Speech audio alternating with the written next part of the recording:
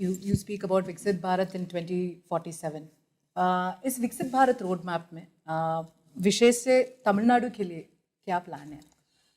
पहली बात है कि विकसित भारत, इसका मतलब ये नहीं है कि दिल्ली विकसित हो जाए।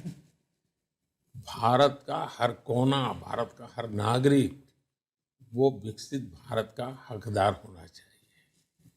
दूसरा, भारत एक फेडरल स्ट्रक्चर है। जब मैं गुजरात से, मेरा मंत्र था भारत के विकास के लिए गुजरात का विकास। यही फिलोसॉफी लेकर के मैं वहां काम करता था। और हम सबका सोचना यही होना चाहिए कि विकसित भारत बनाने के लिए हम विकसित राज्य बनाएंगे। इसलिए पहली बात है, विकसित भारत के लिए विकसित तमिलनाडु का संकल्प हर तमिलनाडु के नागरिक को लेना हो।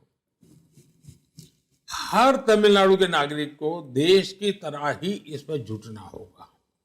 और मेरा मत है कि तमिलनाडु इतना ताकतवर है कि विकसित भारत का सबसे बड़ा ड्राइविंग फोर्स तमिलनाडु बन सकता है। हाउ डू यू से? अब देखिए, वहाँ कोई भी विषय लीजिए, जैसे मैन्युफैक्चरिंग, आपको टैलेंटेड यूथ मिलेगा। आप वहाँ मद्रास आईआईटी देखिए, 5G में बहुत बड़ा रोल मद्रास आईआईटी का रहा। और आज हमारा 6G का जो मिशन है, और शायद हम दुनिया में पहले होंगे, उसमें भी आईआईटी मद्रास बहुत बड़ा रोल कर रहा है। मतलब कि टेक्नोलॉजी हो, बहुत बड़ा कंट्रीब्यूशन है।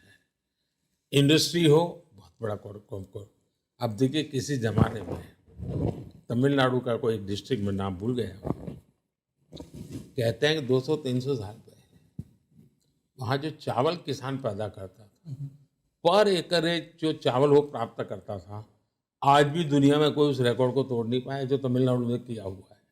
तंजावुर डेल्टा। यस।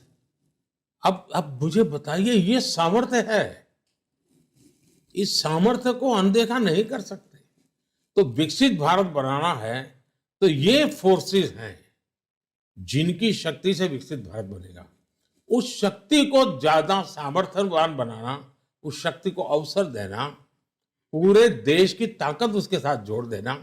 ये अब जैसे हम डिफेंस कॉरिडोर बना रहे हैं, मैं पक्का मानता हूं ये बहुत बड़ा भारत को जो आत्मनिर्भर बनाने की बात है, डिफेंस में आत्मनिर्भर बनना है, तो वो डिफेंस कॉरिडोर से बनने वाला है। 2019 you inaugurated it. Right. यानी मेरे मन में साफ है।